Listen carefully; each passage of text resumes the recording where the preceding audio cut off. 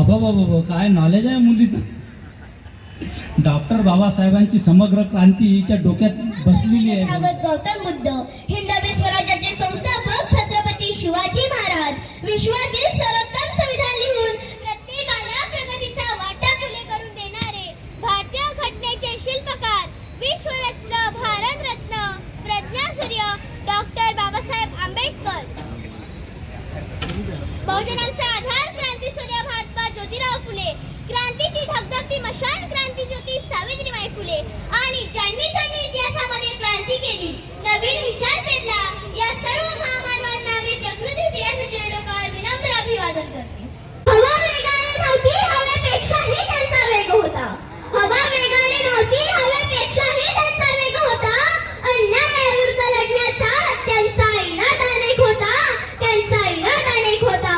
असा रामजी बाबांचा लेख डॉक्टर भीमराव आंबेडकर, लाखात नाही तर जगात एक होता, लाखात नाही तर जगात एक होता. ज्या काळी स्त्री केवळ घराच्या चार भिंतीत मर्यादित होती, तिच्या शिक्षणावर, स्वातंत्र्यावर आणि निर्णय क्षमतेवर बंधने होती, त्या काळात स्त्रीला मानव म्हणून जगण्याचा अधिकार हा बाबासाहेबांनी दिला. ज्या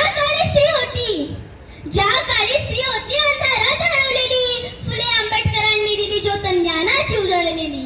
हक्क शिक्षण स्वाभिमान यांचा दिला नवा मार्ग, हक्क शिक्षण स्वाभिमान यांचा दिला नवा मार्ग.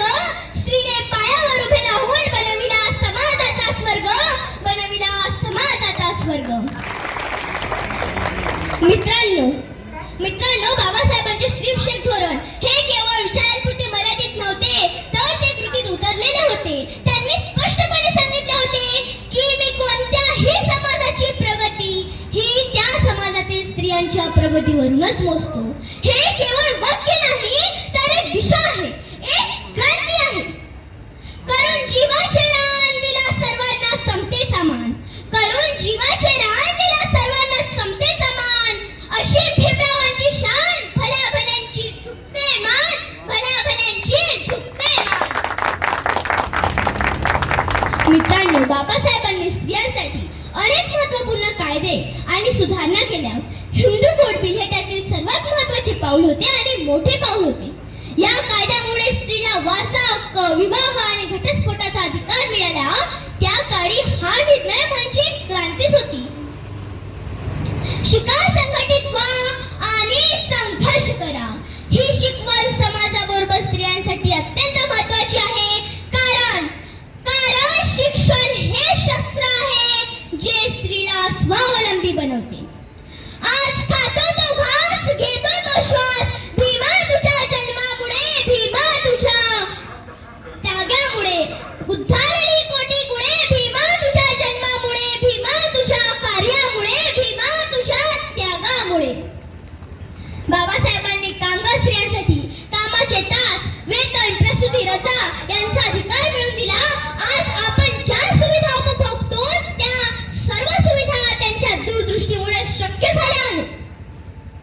मोजता येत नाही उंची बाबासाहेबांच्या कार्याची, मोजता येत नाही उंची बाबासाहेबांच्या कार्याची. त्यांनी जगाला शिकवली भाषा माणुसकीची, भाषा माणुसकीची. मित्रांनो, बाबासाहेबांनी कधीच दैवावर किंवा नशिबावर विश्वास ठेवला नाही.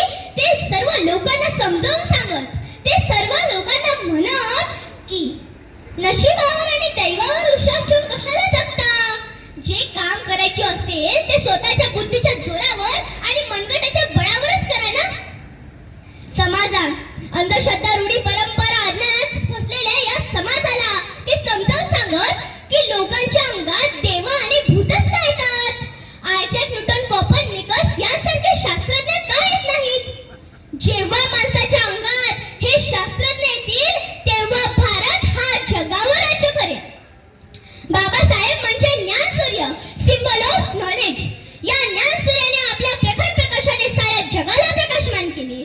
बाबासाहेबांनी अफाट पुस्तके वाचली, हजारो पुस्तकांचे वाचन करूनही ते म्हणत की मी या ज्ञानसागरातील थोडंच ज्ञान मिळवलं आहे.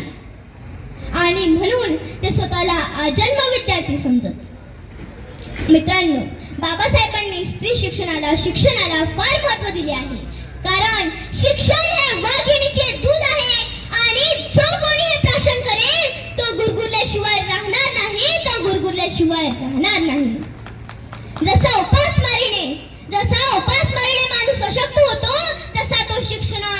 दुसऱ्याचा गुलाम होतो, शिक्षणाअभावी दुसऱ्याचा गुलाम होतो.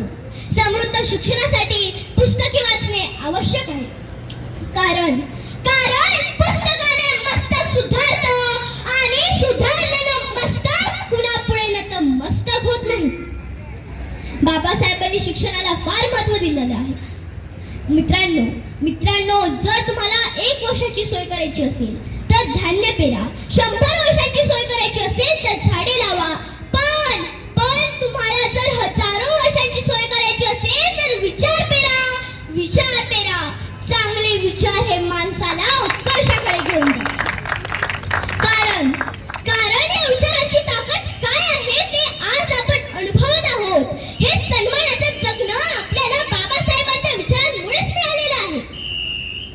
कधीतरी विचार करून बघा, हेच महान असणारे भारतरत्न, विश्वरत्न, प्रज्ञासूर्य डॉक्टर बाबासाहेब आंबेडकर जर कधी जन्मालाच आले नसते तर काय अवस्था झाली असती या देशाची, समाजाची. आपल्याला सहजासहजी डॉक्टर, इंजिनियर, कलेक्टर, वकील होता आलं नसतं. आलिशान बंगल्यात आपण राहू सुद्धा शकलो नसतो. ते शक्य झालं ते फक्त भारतरत्न, विश्वरत्न, प्रज्ञासूर्य, भारतीय घटनेचे शिल्पकार, संविधानाचे जनक भारतरत्न डॉक्टर बाबासाहेब आंबेडकरांमुळेच. रुतबा मेरे सर को तेरे संविधान से मिला है. रुतबा मेरे सर को तेरे संविधान से मिला है. ये सम्मान भी मुझे तेरे संविधान से मिला है. गैरों को जो मिला है मुकद्दर से मिला है. गैरों को जो मिला है मुकद्दर से मिला है. मुझे तो मुकद्दर भी बाबा साहेब आंबेडकर के संविधान से मिला है. संविधान से मिला है. मित्रांनो, बाबासाहेब नेहमी म्हणतात की माझ्या नावाचा जय जयकार केल्यापेक्षा माझे अपूर्ण राहिलेले कार्य पूर्ण करण्यासाठी आपल्या जीवाची बाजी लावा. आणि जे काम तुम्ही हाती घेतलेलं आहे त्या कामात कितीही अडचणी आल्या तरी 100% प्रयत्न करून ते काम पूर्ण करण्याचा प्रयत्न करा. मी तुम्हाला सांगू इच्छितो की बाबासाहेबांनी शिक्षणाला फार महत्त्व दिलं आहे आणि आपण सर्वांनी आपल्या पुढच्या पिढीला शिक्षित करून, सुशिक्षित करून आपण बाबासाहेबांचे कार्य पुढे नेऊ. समानता, समता, बंधुता यांना वाढीस लागण्यासाठी आपण जातीपातीच्या पलीकडे जाऊन सर्वांना समानतेची वागणूक देणं शिकू आणि कोणत्याही प्रकारच्या अंधश्रद्धेला बळी न पडता आपण विज्ञानाची कास धरू आणि मग खऱ्या अर्थाने आपण बाबासाहेबांची जयंती साजरी करू आणि बाबासाहेबांचे विचार पुढे नेऊ. माझ्या 4 शब्दात मावतील असे बाबासाहेब नाही. त्यांचे कर्तृत्व फार मोठे आहे. शेवटी या महामानवाने 6 डिसेंबर 1956 रोजी अखेरचा श्वास घेतला. शेवटी एवढेच बोलू इच्छिते. दलितांची तलवार होऊन गेले. दलितांची तलवार होऊन गेले. अन्यायाविरुद्ध प्रहार होऊन गेले. होते ते एक साधे रत्न. होते ते एक साधे रत्न. पण या जगाचा कोहिनूर होऊन गेले. पण या जगाचा कोहिनूर होऊन गेले. जय भीम, जय संविधान. अबो काय नॉलेज आहे मुलीचं. डॉक्टर बाबासाहेबांची समग्र क्रांती हिच्या डोक्यात बसलेली आहे बरोबर.